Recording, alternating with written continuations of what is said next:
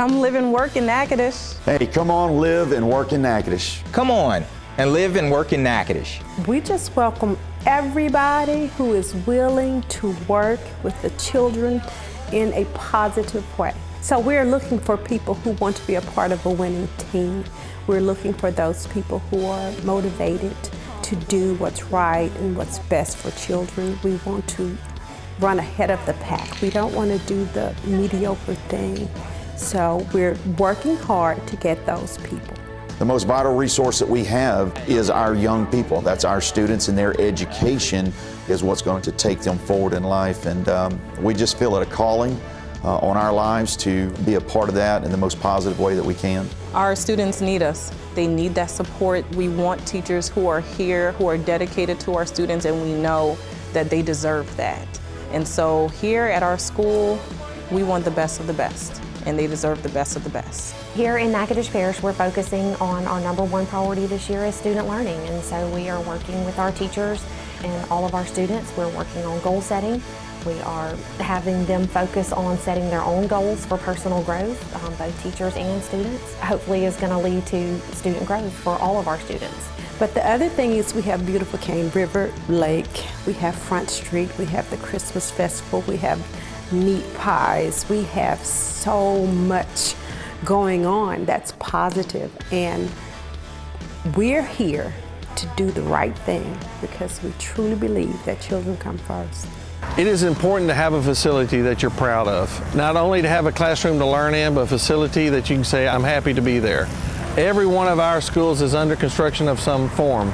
I love this community, and I think this is a great place to grow up and live and work. I'm a product of the Natchitoches Parish School System, so I think the teachers and principals who I learned from did a great job. I really applaud what teachers are doing to make sure our students are reaching those targets that I know have been set for them. Regardless of where they start, we're going to grow them and improve them in their skills so that when they leave us, they're prepared for a fulfilling life. And whatever role they choose, we're going to prepare them to be able to compete and go after all of the goals they've set forth in their life. The school district having formed partnerships with the education department, I know that those teachers strive. They find a way to help ensure that those individuals are able to learn. Come on and live and work in Natchitoches. Come on and live and work in Natchitoches. Come live, work, and grow here in Natchitoches Parish School Board. Come on, live and work in Natchitoches.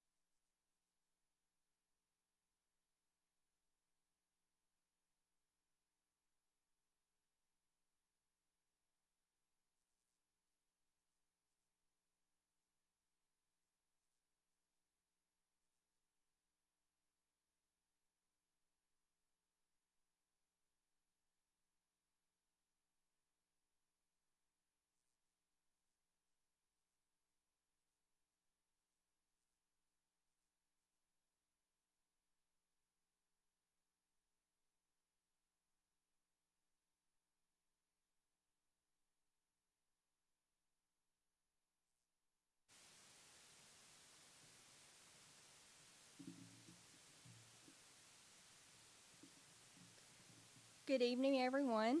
Thank you for joining us today for the Special Education Community Outreach Meeting. In attendance, we have Disability Rights Louisiana attorney Shannon Barnes, who will hear what community members have to say regarding special education practices in the Natchitoches Parish School System. This is the public's chance to have input on refinements for special education within the district. Next month, Disability Rights Louisiana will provide training for educators on various special education matters. Today, we would like to gain input from parents and community stakeholders on professional development topic recommendations. For those of you joining us in person, we ask that you come up to the podium to share your comments. And if you're participating virtually, please type your comments in the chat box. I will now turn it over to Disability Rights Attorney Shannon Barnes. Hi, everyone.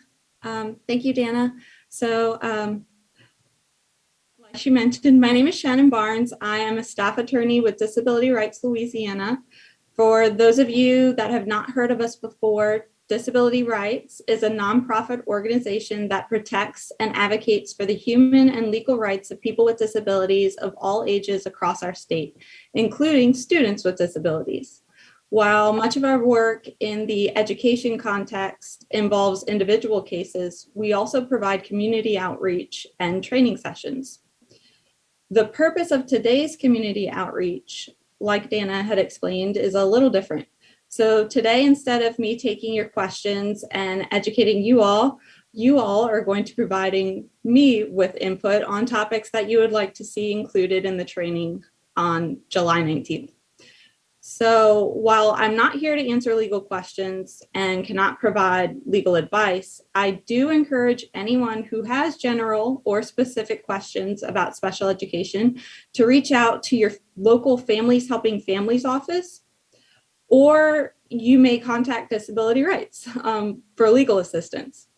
Our intake coordinators will take down your information, and our legal department will be able to determine if we are able to provide you with legal assistance. Contact information for the Region 7 Families Helping Families and for Disability Rights will be shared in the comment section on the social media platforms. So what we're doing. We're seeking the community's input on topics that you would like to see included in the training. Before I open the floor up to the community, I'm going to share some of the topics that will be covered during the training. Included in the required training topics are, the components of a proper IEP team meeting, including the significance of signing attendance, the significance of placing dates onto an IEP, documentation to be provided to parents prior to the IEP meeting that relates to progress of a student, particularly when decisions such as placement, goals, and objectives and ESY are being considered. Topics that are under consideration and that have been requested by the school board include ESY eligibility. And for those of you who are not familiar with that acronym, ESY stands for Extended School Year Services. Also, general information related to IEP progress reports and those requirements, timelines and timeframes required by law, such as annual IEP meetings and triennial reevaluations. Let's see. Also, there was a request for information and training about the age of majority and what that means for students with disabilities who receive special education and parents of those students once that student turns 18, and a student's right to privacy. Let's see. So at this time, I'll open the floor to input.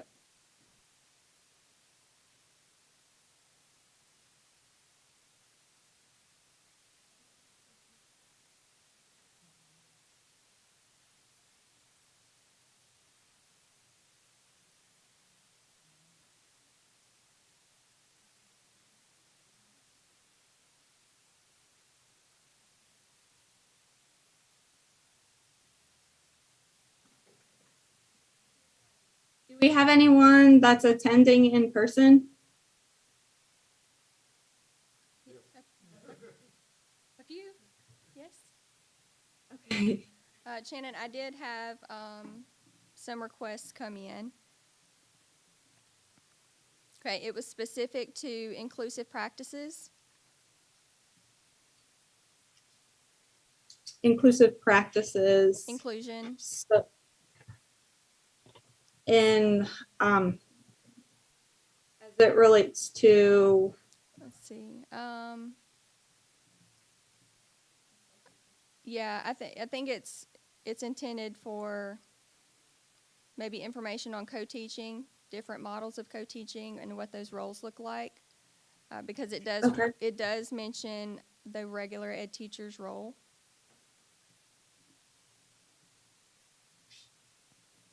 And then there was a recommendation on training for behavior for children with special needs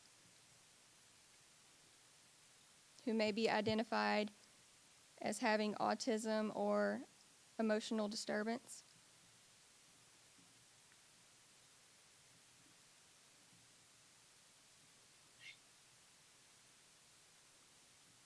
okay, so training on behaviors that might be specific to certain students or to certain disabilities that students might Exhibit, yes. present. Mm-hmm.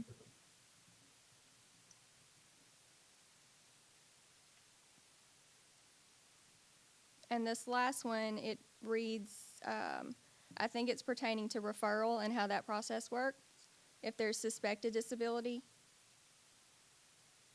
So maybe So the the referral child process finds- through the school building level committee, intervention, and then going forward with evaluation.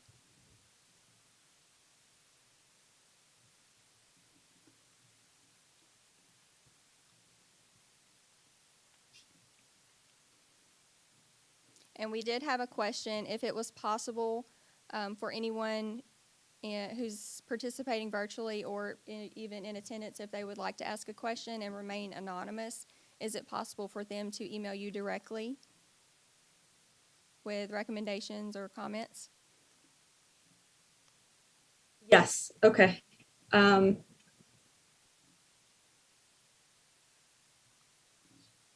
If I share my contact information in the chat, will that be visible to somebody over there who then can, well, Shannon, it's Mike. If you can email it to me, I'll go ahead and post it on the social medias. Okay.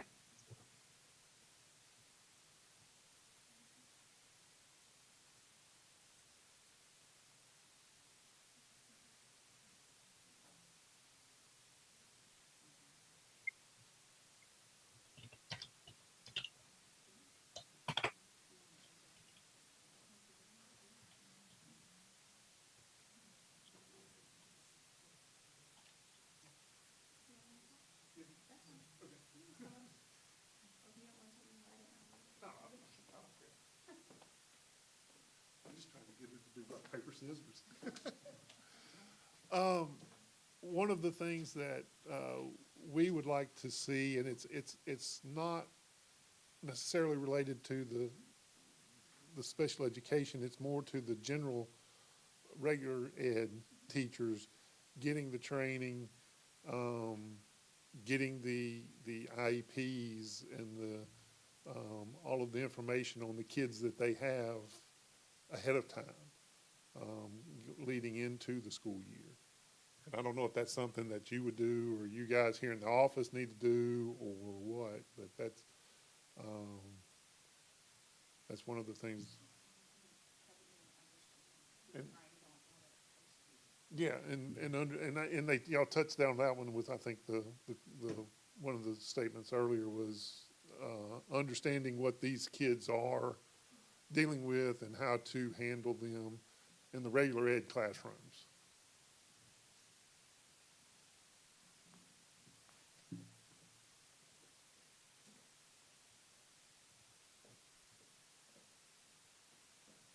I think that's great. The interest and desire to understand and to be made aware of students and what their needs are before the student arrives in the classroom, or ahead of time. That's really great to hear that interest, and I'll certainly make a note of that.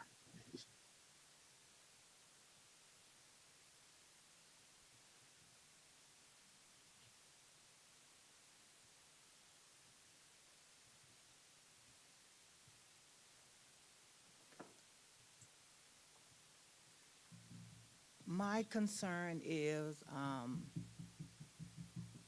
need more training on autism, more certified teachers on autism, dealing with their behavior as well as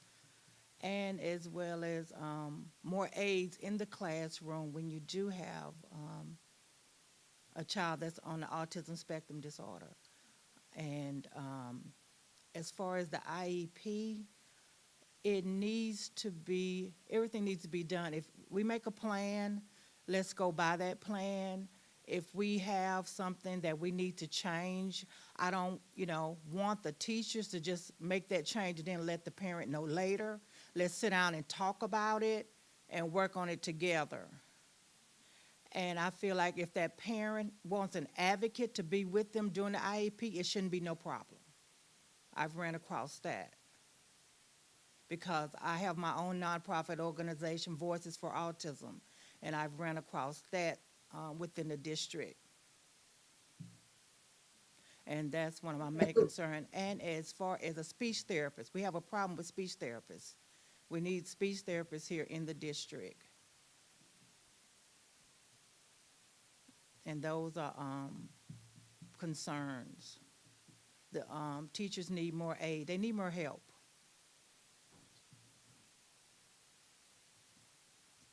Because a lot of the children on the spectrum, they need one-on-one attention. One-on-one. A lot of them do. And they work better that way and learn better that way. Those are my main concerns. And that's what I've gotten, a lot from a lot of the parents as well as some of the teachers. So if I hear you correctly, just to kind of reiterate and frame that, you would like to see training on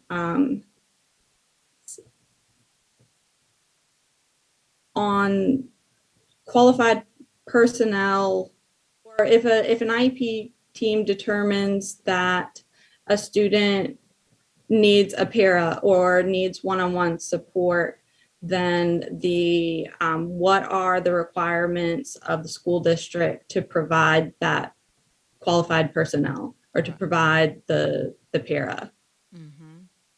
If that's what the student needs, yes. Okay.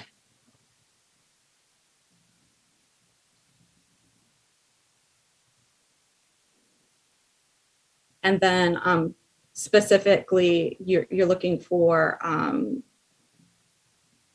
if a student with autism, I think this was also highlighted before, if a student is exhibiting behaviors related to an autism disability, a call for training related to disability-specific behaviors.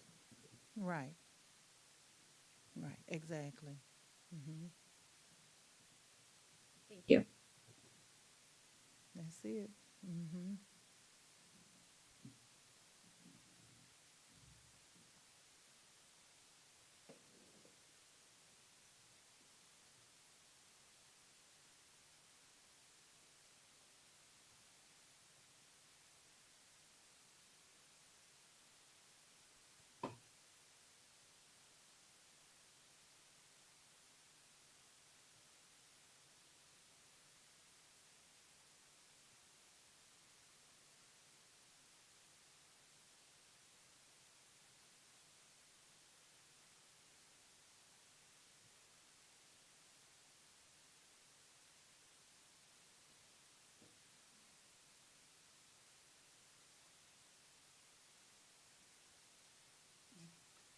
Good afternoon. I'm going to just kind of add a little bit. Ms. Harvey reminded me of something. I talked to a teacher earlier this week. She's taught in the middle school and is now in one of the high schools. And she works with kids that need some tutoring and things. And she told me she has kids that have IEPs or 504s. And then when she starts to kind of figure out what's going on with them, she discovers that their regular ed teachers are not providing accommodations as required, and she doesn't know what to do. So the regular ed teachers either don't realize or are not able to make accommodations appropriately, and she doesn't know how to report that or, without causing issues with your coworkers, but also these kids aren't getting their supports, and she also wonders if the regular ed teachers need support personnel and know how to get to them and support materials. So training that will teach regular ed, yes, you do have to follow the 504 and the IEP. These are the things you're going to see, and these are the things you are required to do is important, but also, I guess, from the district side, providing those links to supports so they can do that. And I don't say this easily because I have taught in secondary ed, and I know how difficult it is to have a room full of kids and then have some or part of them with IEPs and 504s you're trying to manage, but it's important. It's really important. But having a backup system and to know how to get to that's really key in making sure that executes. So, two things, the legal sides and what they're required, but also on the district side, providing the support system for regular ed teachers. And we've seen that even in elementary school. We had a regular ed teacher that had never had a student with an IEP, and she was completely drowning when she got ours. So it's a tough go. You don't know what to do. Mom had to get out the IEP and highlight for her what she had to do. But not every child has a mom that'll do that. So for all those kids that are kind of floating out there on their own, anything you could do with regular ed would be great. Thank you.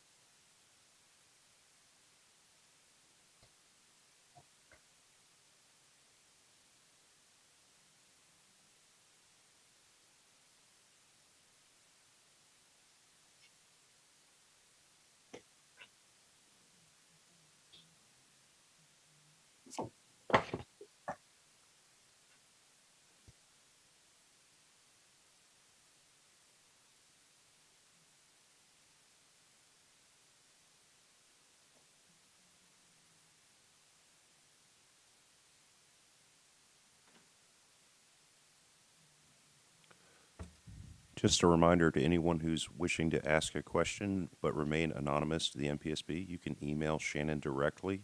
Her contact information and email address is in the chat box.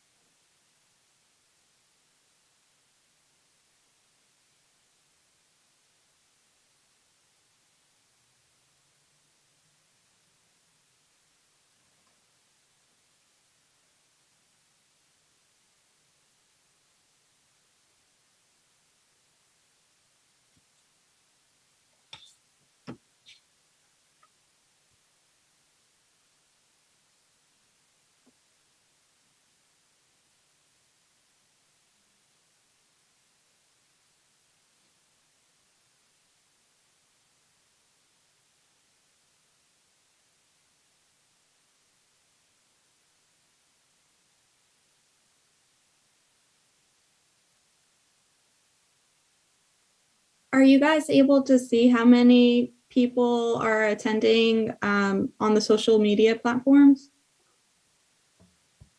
We currently have 3 on YouTube and 12 watching on Facebook. Okay.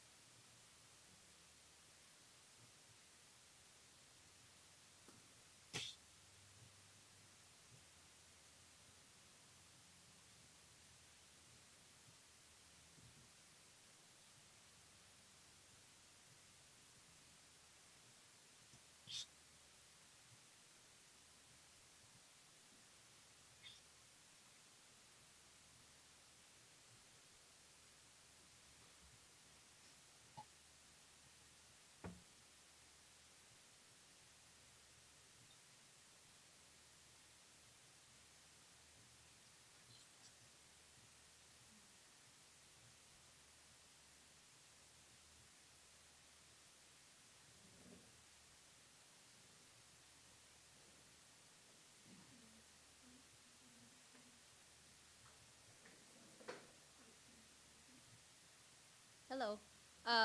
One topic you can discuss is LEAP Connect eligibility. Anything dealing with the LEAP Connect and the difference between LEAP Connect and LEAP 2025. Dealing with accommodations and modifications for both. So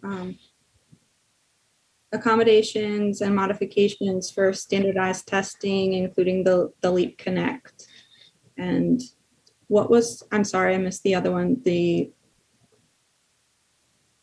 LEAP Connect, and I believe there was another test mentioned.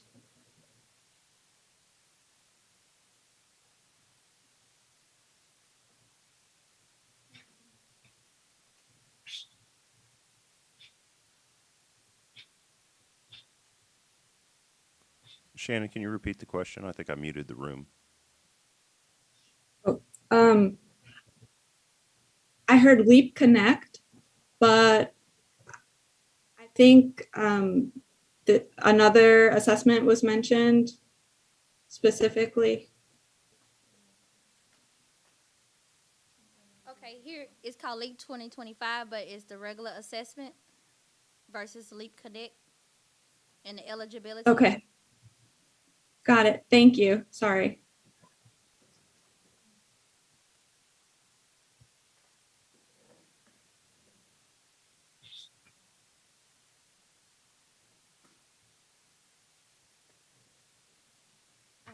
Another thing too that they may need information about is the April Dunn Act. There's a lot of changes coming down the pike with it. And it's very important for our students to take the regular assessment that can't test or do not test well, to have that as one of their alternate means to make sure that they're able to graduate. And also possibly the changes at the high school level coming down from the state as to what a child has to have in order to have TOPS. Because I know we went to a meeting a couple of weeks ago and we learned some things, and it's a lot more than it was prior, so. And if you can't tell, I'm the high school person. So the various pathways to graduation and And the eligibility social degree programs, what the state's requiring for TOPS, that, because I know we learned that they would either have to have 2 dual enrollment classes or AP class. And that's another thing, on our gifted end, the parents understanding the difference between AP courses and gifted courses, which one's better for the child.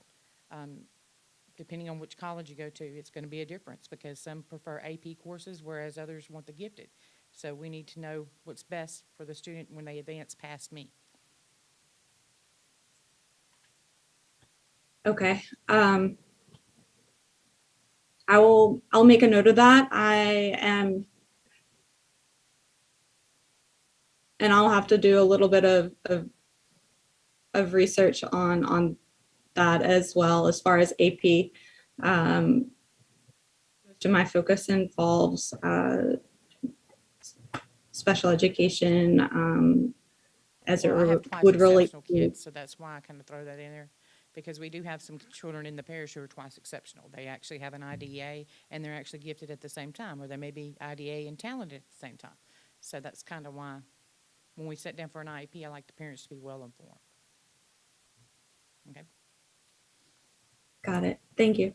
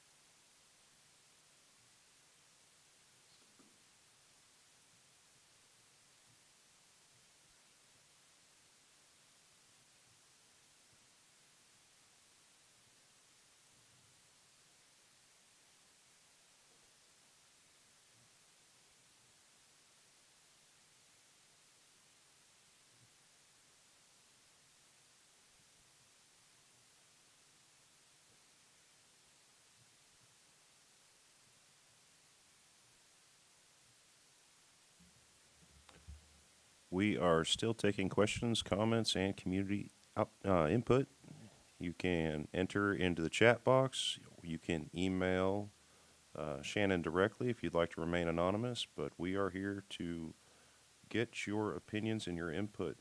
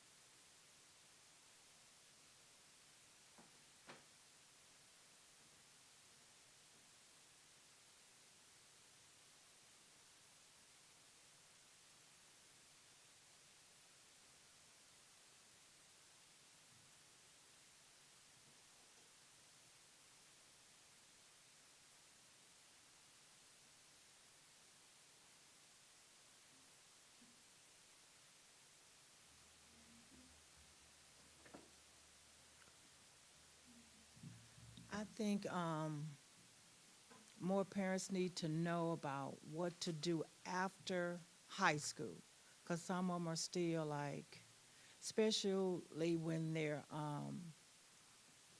the one that's graduating may not be able to go to attend college. And they're trying to decide, what else he can do besides just being at home, And some of them don't really realize that they have to do the power of attorney when they get a certain, once they get that 18. So could you enlighten them on that? What do they need, what else is offered out there after? So the school district had expressed interest in training about the age of majority and what options would be available to parents who are concerned about, what happens when their child reaches age 18 and what protections can be in place. So that is something that yes, I have noted about providing training on what those options look like, whether it be power of attorney or tutorship, what the various forms are, or supported decision making, what can be put into place and what those different options look like.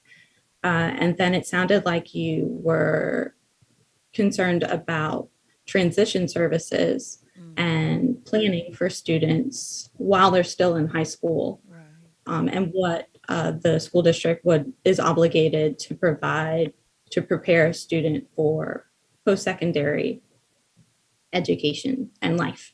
Right. Both very important.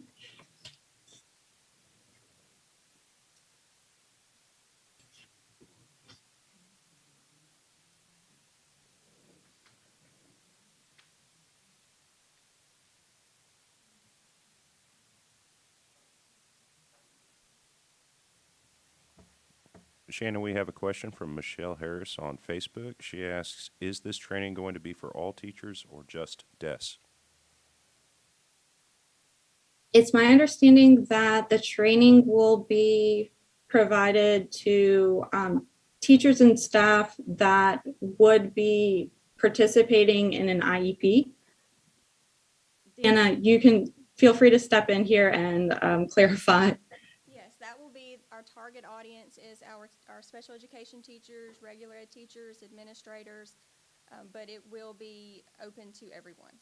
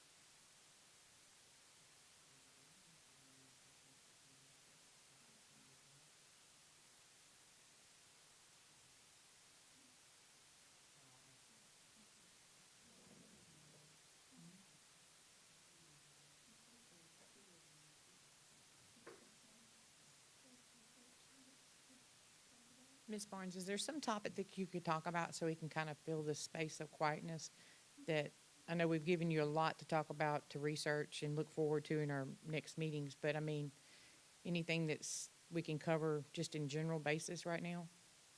So maybe the community might come on board real quick and see what we're doing. I mean, just a general topic. I know we talked about accommodations. I mean, that's kind of a hard topic to discuss because a lot of people don't understand the accommodations and what they mean. So we do have to explain that. Maybe the process of doing that where the parent has to agree to the accommodations or something. Parental consent. Or how an IEP works in general. I mean, that it is a legal document and what it means. What you're requesting is sort of an impromptu training session. I know, I hate that, but I mean. This really wasn't what I'm very hesitant to speak about what should or should not be happening. If there is something in general, Or maybe repeat the resources that you had listed that we put on the website for everybody and what services they provide, like Families Helping Families, what they do, what is their agency purpose, maybe something. No problem. Okay, so Families Helping Families is a great resource for parents that have children with a disability or anybody in their family that may have a disability. So they provide, in addition to resources, they also provide outreach and training. So on specific topics related to services and your rights. A lot of the things that were mentioned during this session. So I believe they recently had a webinar about transition services and what those look like and what the planning process looks like. You can also reach out to them with specific questions or concerns, and they can assist by linking you with an advocate who, in addition to just providing information on what your rights are as a parent or a student with a disability, and what the obligations of a school district may be. They can also help you reach out to the school district and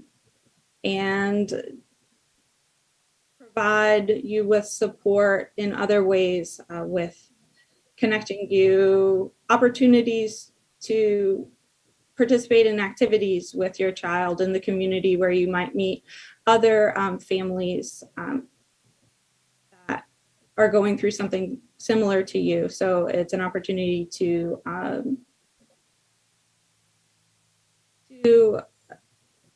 establish relationships too, and friendships.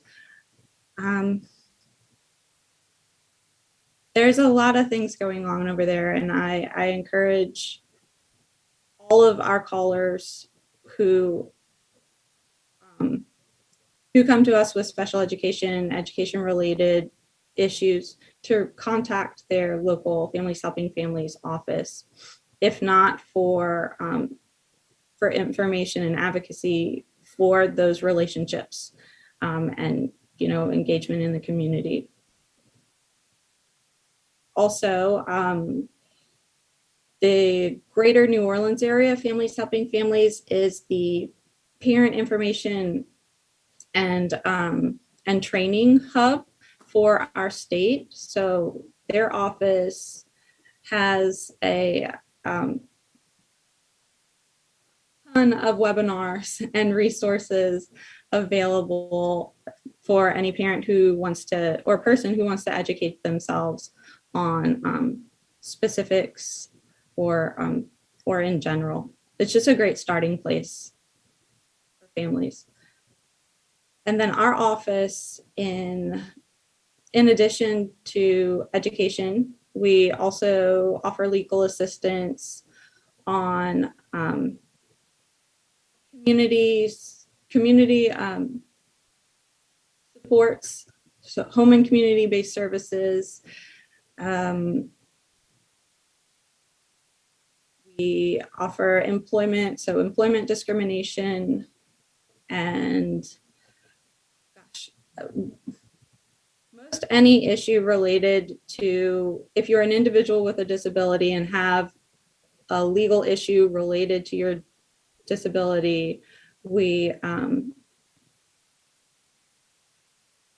consider what's going on and determine whether we're able to assist. I'm not doing our organization justice right now, but I encourage you to go to our website and check out all the services that we provide. We also have a community advocacy department that is not legally related, that helps in many other areas, employment and linking people with services in the community.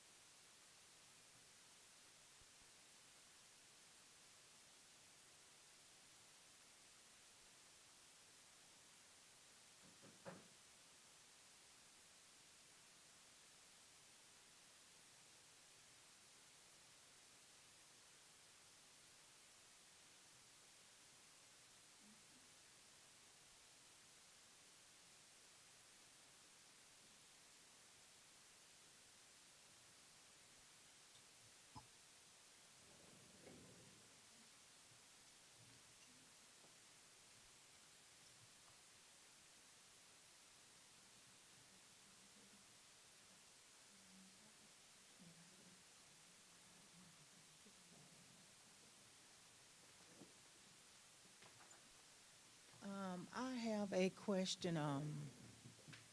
What do a parent do in a situation if she has a I'm going to say teenager that has autism, that's nonverbal, having behavior problems. She have called everywhere to get help, but because he can't talk, nobody will see him. What do you do in a situation like that? The psychiatrist won't see him. Brentwood won't see him because he can't participate in group, because he cannot speak. But he's acting out. She needs something to calm him down.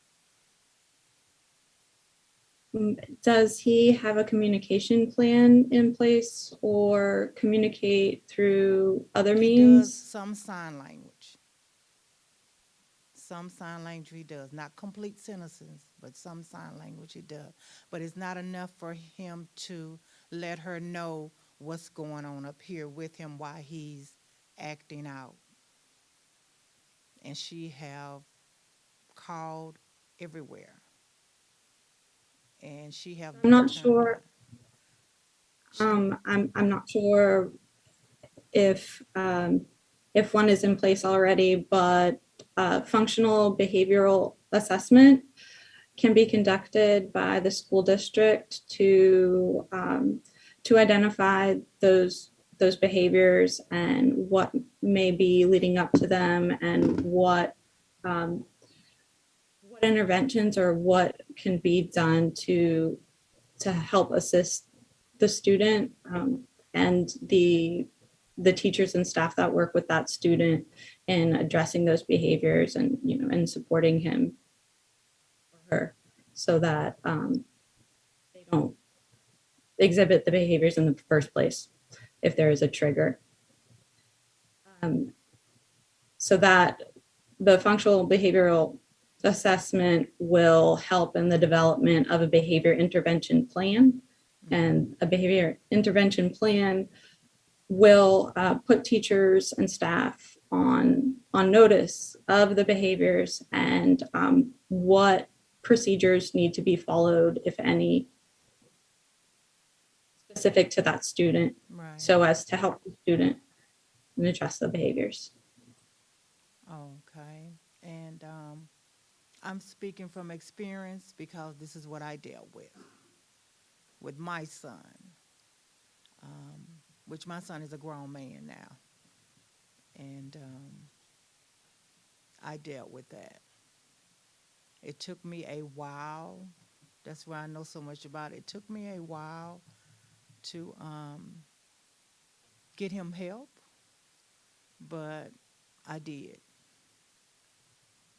So, and that's one reason I started Voices for Autism, because my son was mild first. When he was diagnosed at the age of 2, he was mild. Now he's severe. So I've been on all levels pertaining to the autism, and that's why I have this nonprofit organization, so I can help other parents so they cannot just go through everything I went through. I can point them in the right direction to get help. That's wonderful. And I'm really surprised, I must say this, I'm really surprised that people are not calling in or not here. I'm really surprised because we have so many children and adults in Natchitoches Parish that has disabilities, and why they're not asking questions or not here, I'm really surprised. I really am. I'm kind of disappointed too, but I am really surprised because this is a good thing and this needs to be done a lot. So parents or whoever, they can ask their questions, and it's set up where you don't have to be here. You can ask even online. But this is a wonderful thing you're doing, Shannon. It really is. This is great. And we'll have to connect afterwards later. We really will. I'm interested in learning more about, what you're doing, and offering you as a resource potentially for parents in your area that we may receive a call from. Okay.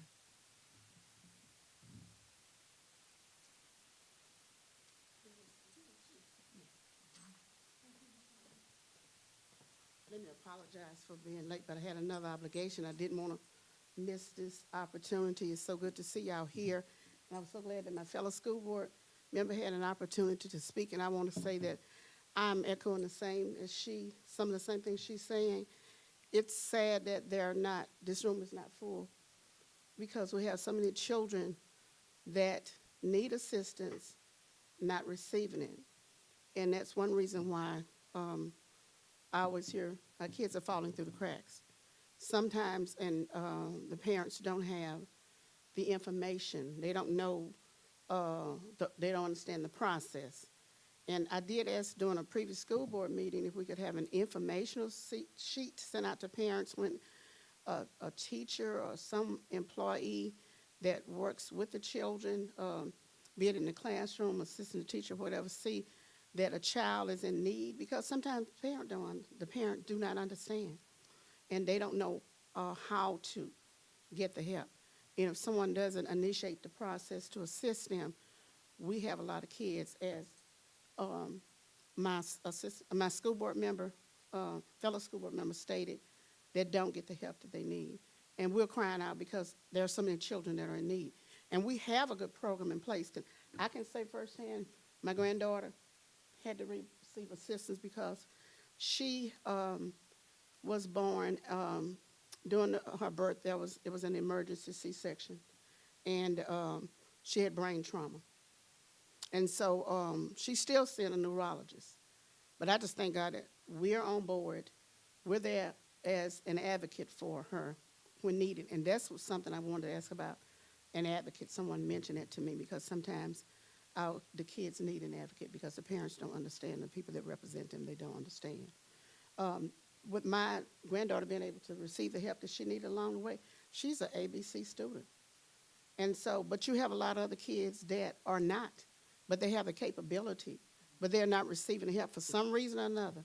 So I'm asking whatever outreach you all can do to help the parents that are out there, and so many kids that are out there in need. If they just get, sometimes they have emotional issues, anger issues, mental issues. It's in our, not just here in Natchitoches, throughout the community, there are a lot of young children, adult, like she indicated, that have mental health issues and they don't get addressed. And a lot of times, if you have somebody that's working with the kids in the school system, and I'm not saying that you all are not, because I think that you're doing a great job, but we just don't have sufficient people in the system. Sometimes these kids need one-on-one throughout their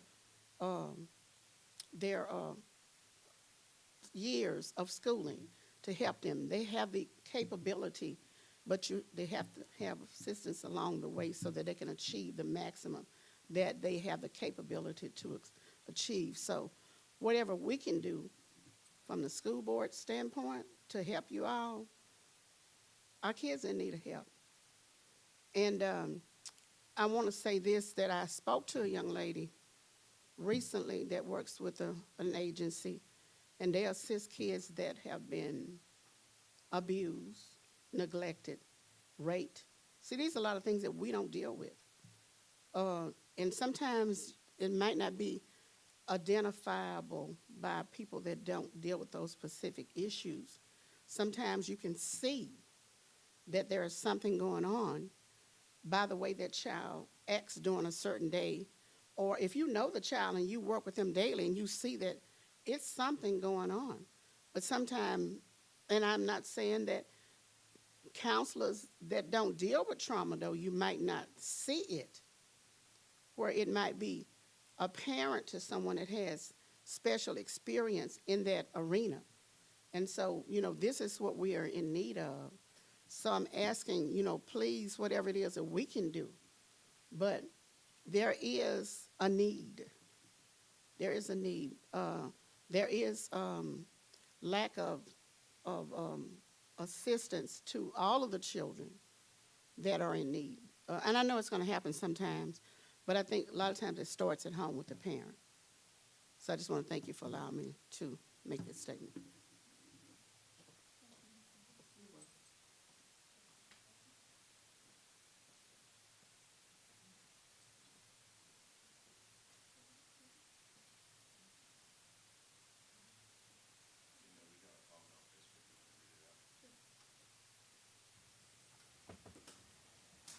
question came in on Facebook just a few minutes ago. This summer, I have noticed some regression in my elementary child who is on the spectrum. What can I do as a mom to help? He has started to use hand signals and started not talking more.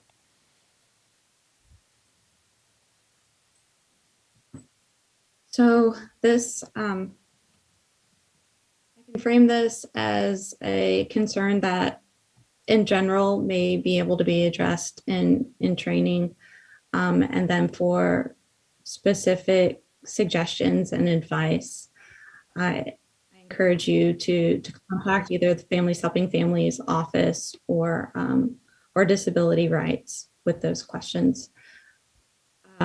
So there can be training on, this sounds to me like it could fall under child fine and a school district's obligation to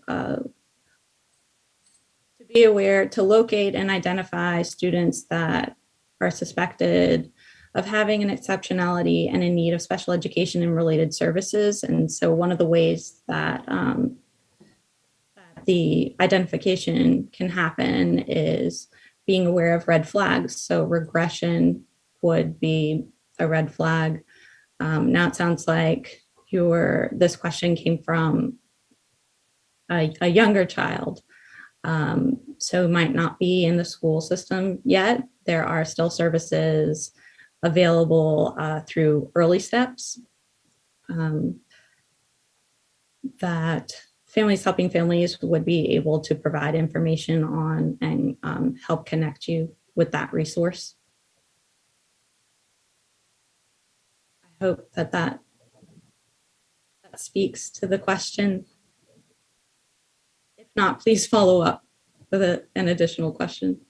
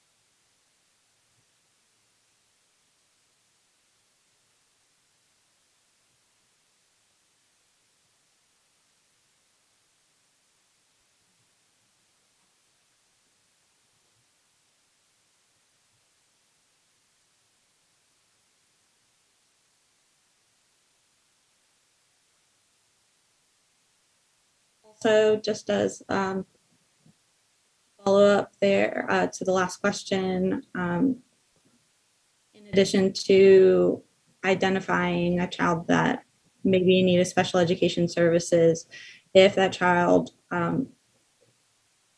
is experiencing regression, that could be a signal that an evaluation or an assessment is needed to determine what's going on with the child and if additional services or services in general are needed to assist the child and see get to the bottom of the regression and provide the supports necessary to assist the child. Shannon, there was a reply. He's going to the 3rd grade. He has an IEP. I was wondering if there is anything I can do this summer that may help before he starts 3rd grade. And members of our desk department have already replied back to her and given her contact information so that they can provide some tools that are specific to that child. I'm sorry, was there an additional question in there? Or did you say that they're going to follow up with the contact information provided? There's no question for you additionally. It's just they're going to reach out to the desk department to get specific help.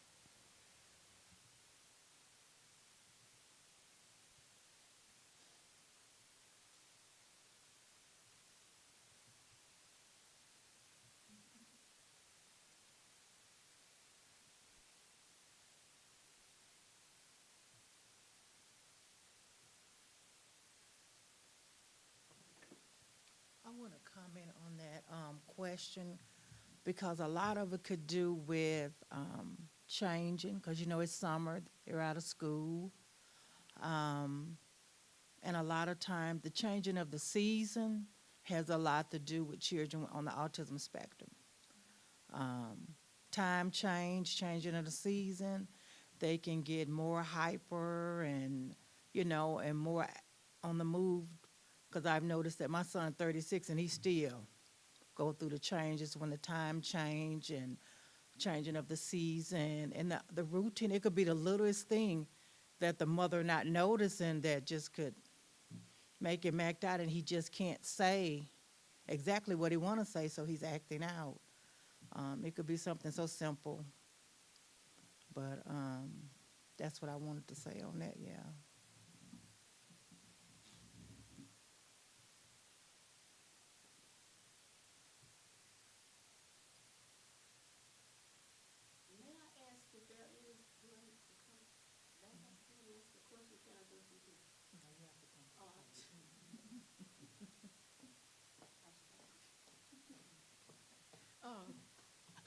I mentioned a few minutes ago about child advocates. Is the current process that's in place right now allow for a child advocate to be present for the child when there is a need, when the team identifies a need? Or can the parent volunteer? I mean, do they have the option to bring advocate to represent the child that's in need? Is it? Mm-hmm. Okay. Okay, but what I'm asking is, and I heard you, is there in the process, and I understand what you just said, that they can bring one, but does the process allow child advocates to be available in general, just in case a child needs an advocate? Is there an advocate that can be the parent or parents can be referred to get assistance if needed? Is there? That's what I'm asking. Do we have an agency in place that provides child advocates for those kids that are in need? So, Families Helping Families, I've mentioned that organization a few times now. Their offices are located across the state. The office serving the Natchitoches area is Region 7, and the contact information for them has been shared on the social media platforms. But that is a huge part of what they do is advocate on behalf of families or persons with disabilities. Okay, thank you. And the other question I had to ask was, for those children that can be identified as needing services and they are not presently receiving services, is there, because I asked this before at a school board meeting, if we could get some assistance in the area, whereby if there's a application sheet or informational sheet or something that can be sent to the parent when there's a need identified by the school system, or be it reported by a teacher or an assistant teacher or someone. Is there a process whereby the parents or the school system initiates contact with the child that may, where it's indicated there's a need for services? That's what I'm asking. So that I believe we could say falls under the referral procedures that were mentioned earlier, and I believe somebody mentioned the school building level committee. And if a teacher recognizes a red flag or a concern with a student, that teacher can follow those procedures, go to the principal, go to the school board, and yes, part of